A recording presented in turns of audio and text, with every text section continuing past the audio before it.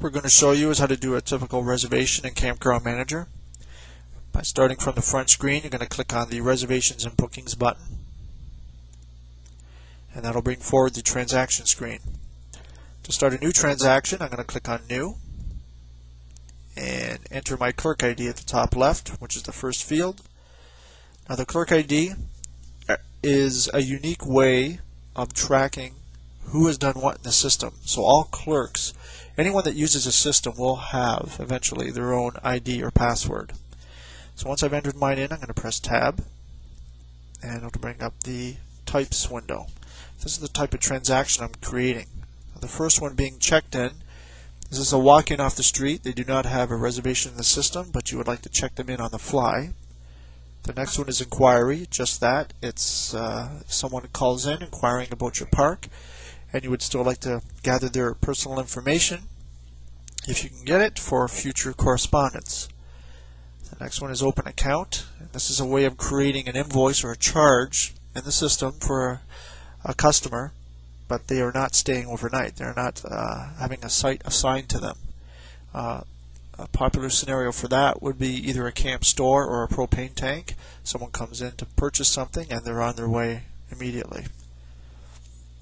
The reservation is the last one. This is the one I'm going to double click on and we're going to use. And it's the phone number field is next. The phone number field is probably the most important field in this screen, in that it uniquely identifies your campers. And it must be entered in the same format by everyone. And the format we recommend is just straight 10 digits, which I'm going to do. And I'm going to press Tab.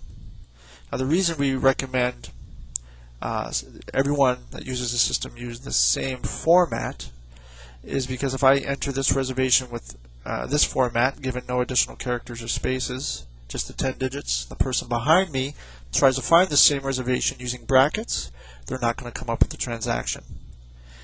So the next field is last name. I'm just going to go ahead and fill this in. And of course, after entering, I'm pressing the Tab key in the keyboard to jump from field to field.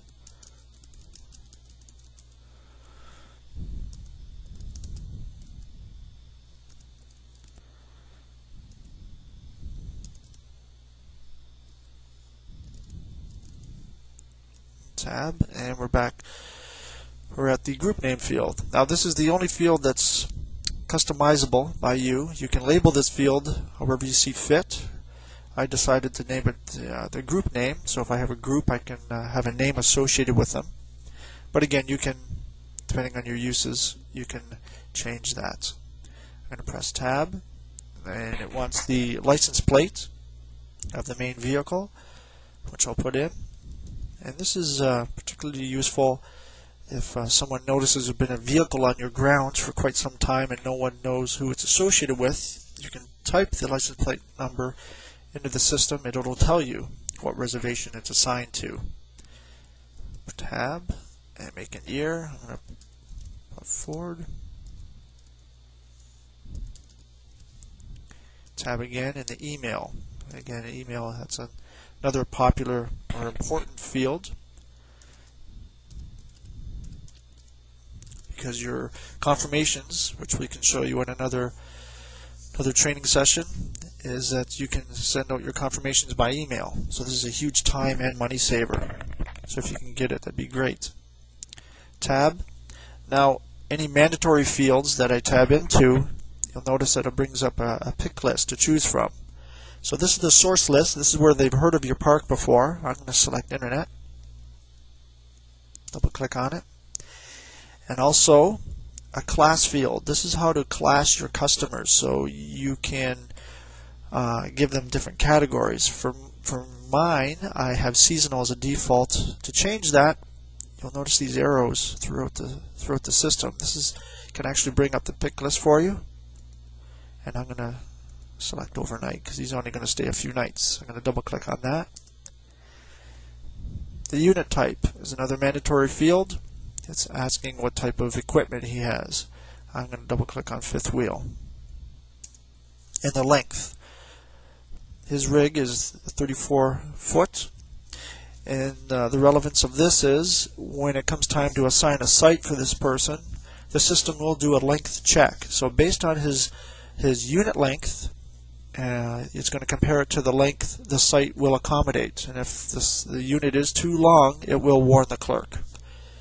So if I tab, you notice I'm back up to the clerk ID. So I think I'm done with this screen. I'm going to click on OK. And it brings me to the camping screen. Now the camping screen is the screen that gathers the information as far as the stay. So I'm going to enter my clerk ID again. Press tab. It brings up the rate codes window. In this window, it wants to know the hookup type the camper is asking for. Well, I'm going to double click on water electric. And the cursor is now at ETA. It stands for estimated time of arrival. This is an optional field. You can tab by this without entering data. But let's say this person has an unusual arrival time of, say, 10 p.m. So now the night clerk, instead of considering a no-show, this is the first spot that he'll check to see if it is a late arrival. Now we are at the arrival date. It does default to today. Let's say he is arriving sometime today, so I'm just going to tab by that. And we come to the departure date. Now you have a couple of options here. You can either type in the date, or you can actually click on this button here, which brings up a pop-up calendar. The option I like is if I know how many nights he's staying, say if he tells me he's staying for 3 nights, I can tab one more over, put in number 3 for 3 nights, and tab once again, and it will figure out the departure date for me. Now the block date is the next field. If you notice, by default it does equal the departure date. This is a tentative departure date. So if the customer says he's staying for 3 nights, but he may stay a 4th, I could change this to the 26th. So it's tentatively going to be held for this customer. And if he does decide to stay, you know that you can make him happy and the site will be available. If I tab once again, it does bring up the map automatically for me to choose a site. Now, based on the arrival and departure dates I have up here, the map is showing me what's available and what's not available. The only thing that is not available for this date range in my park right now is 56. You notice that dot beside it. That means it's taken for that date range. So let's put them over here on 45. And that's a water electrical. And this is a site detail screen. This tells you everything about the site that we've clicked on, and this is particularly useful for a novice clerk. If they're not familiar with the site or the park, this tells him or her exactly what the site has to offer. So if this is okay with the camper, I'm going to click on Select Site. We will cover the site details screen later. It brings me back to the camping screen so I can finish off. So I'm going to tab again. Now if you notice, the rate, the system has automatically chosen the daily rate based on my stay. I've chosen 3-night stay, so it's automatically chosen the daily rate. If I were to change this to 7 or 8 or so on, it would then choose the weekly rate. So the system is automated in that manner. I press tab and it assumes 2 adults, which is fine. I press tab again, and now this is a children charge. So say there are 2 children in this stay, and I've got my rate set up so that there is an additional charge per child. And again, this below here, this is all customizable depending on your rates. So if I keep tabbing, I do have opportunity to offer discounts to customers. So far the customer has a total stay of $87.48, and that's for 3 nights with the additional child charge. So if I'm done with this screen, if there's no other charges, I'm going to click on OK. The system does prompt me, would you like to add any other charges to this customer?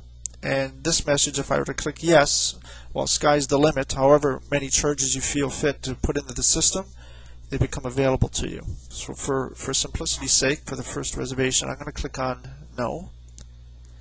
And it now brings me to the cash receipt screen. The cash receipt screen is the last screen in the reservation process, and it's asking for my clerk ID once again. It wants to know who's making the payment on the transaction. I press tab.